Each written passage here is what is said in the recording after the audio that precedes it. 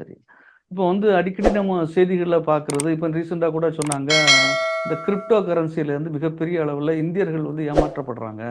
நீங்க கூட ஒரு பதிவு வெளியிட்டிருந்தீங்க. வடகொரியர்கள் அதிகமாக அது வந்த செய்திய நீங்க பகிர்ந்திருந்தீங்க. வடகொரியர்கள் வந்து பில்லியன் கணக்கான டாலர்ஸ வந்து இந்தியர்கள்ட்ட இருந்து அவங்க வந்து இந்த கிரிப்டோலேருந்து எடுத்திருக்கிறாங்கங்கிறாங்க. இந்த கிரிப்டோங்கிறது வந்து சாமானியர்களுக்கு பொதுவா ஒரு ஒரு தொடர்புக்கான பதம் மாரி எனக்கு தெரியல. இருந்தாலும் இது மிகப்பெரிய ஒரு ஆபத்த நம்ம சந்திக்கிறோம். அத பத்தி நம்ம நேயர்களுக்கு நீங்க சொல்லணும். இப்போ கிரிப்டோ கரன்சி அப்படிங்கிறது வலைதளங்கள்ல இணையதளங்கள்ல இருக்கக்கூடிய சைபர் அனார்கிஸ்டுகள் அப்படிங்கிற ஒரு பிரிவினரால உருவாக்கப்பட்ட ஒரு கரன்சி.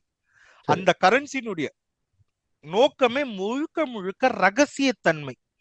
யார்கிட்ட இந்த பணம் இருக்கு, யார் இந்த பணத்தை யாருக்கு அனுப்புறாங்க அப்படிங்கிற ரகசிய தன்மையை காப்பாற்றணும். அதன் மூலியமா வந்து அரசு வந்துட்டு டாக்ஸ் நம்ம மேல போடக்கூடாது.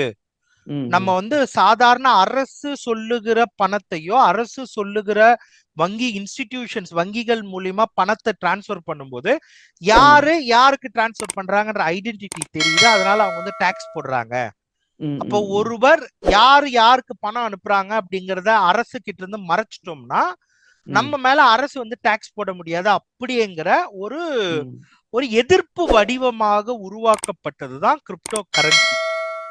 இந்த கிரிப்டோ கரன்சிகள் அப்படிங்கிறது ரகசியத்திற்காக உருவாக்கப்பட்டது. பின்னாட்கள்ல டார்க் நெட்ல போதை மருந்து வாங்குவதற்காகவும் டார்க் நெட்ல ஆயுதங்கள் வாங்குவதற்காகவும் ரகசியமா இந்த கிரிப்டோ கரன்சிகள் பயன்படுத்தப்பட்டது.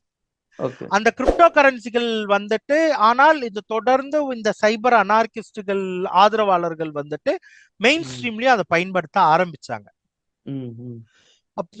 தொழில்நுட்பவாதிகள் என்ன நினைக்கிறாங்க அப்படின்னா நம்மளுடைய பணம்ன்றது இன்னைக்கு அச்சு முறையில இருக்கு. அதுல நிறைய சிக்கல்களும் இருக்கு, பாதுகாப்பு சிக்கல்கள்லாம். நம்ம டிஜிட்டல் கரன்சியை வந்துட்டு எடுத்துக்கிட்டு வந்தோம்னா வருங்காலத்துல இந்த டிஜிட்டல் உலகுக்கு பயனுள்ளதா இருக்கும் சொல்லி ஒரு சாரார் வந்து கிரிப்டோ கரன்சியவே இன்னும் கொஞ்சம் அதனுடைய ரகசிய தன்மைகள்லாம் தீர்த்துட்டு ஒரு டிஜிட்டல் கரன்சியா வந்துட்டு பயன்பாட்டுக்கு வரலான்னு சொல்லி அதை ஆதரிக்கக்கூடிய நிறுவனங்கள் அரசுகளும் இருக்கு.